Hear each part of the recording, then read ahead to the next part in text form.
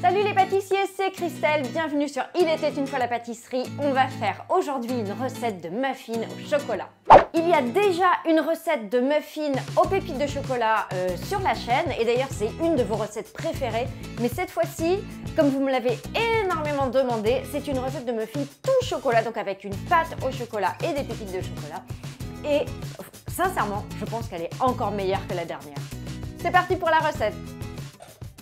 Vous commencez par tamiser ensemble la farine, le cacao en poudre non sucré, la levure et le sel. Attention, le cacao, surtout pas de cacao de petit déjeuner parce que c'est quasiment que du sucre.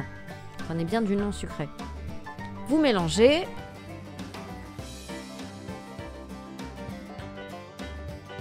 Dans un autre récipient, vous allez fouetter ensemble un œuf avec le sucre en poudre.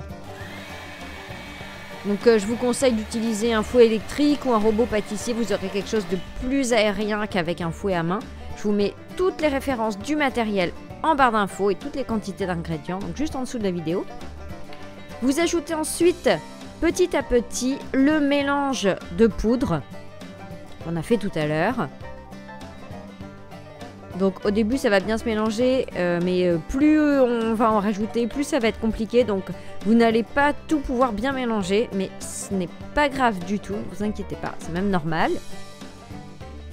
Et d'ailleurs si la recette vous plaît, et bien comme d'habitude, je le répète à chaque vidéo, mais c'est parce que c'est super important pour que ma chaîne soit bien référencée. C'est pour ça que je vous saoule un peu avec ça, mais mettez s'il vous plaît le max de pouces bleus, et puis abonnez-vous et cliquez sur la petite clochette pour être au courant des prochaines vidéos. Vous ajoutez ensuite le beurre fondu. Il ne faut pas qu'il soit brûlant, hein, le beurre fondu, il vaut mieux qu'il soit à température ambiante. Et le lait. Alors moi j'ai utilisé du lait fermenté parce que ça permet d'avoir vraiment un super moelleux. Après vous pouvez très bien prendre du lait entier. Mais c'est vrai qu'avec le lait fermenté, c'est vraiment avec ça que vous aurez le meilleur moelleux. Après, j'ai coupé du chocolat en petits morceaux. Alors, pour aller plus vite, vous pouvez très bien prendre des pépites de chocolat. Mais par contre, les pépites de chocolat, ce sera un petit peu plus petit. Et donc, vous n'aurez pas des morceaux vraiment de chocolat fondu dans les muffins. Donc, c'est pour ça, ça va vous prendre 5 minutes de plus. Mais si vous avez le courage, coupez vous-même le chocolat en morceaux. Ce sera meilleur. Vous placez ensuite des petites caissettes en papier dans des moules à muffins. Je vous mets les références de mes petites caissettes en barre d'infos. Vous me les avez beaucoup demandé sur Instagram, celle-ci. Et puis vous pouvez disposer quelques petits morceaux de chocolat sur le dessus.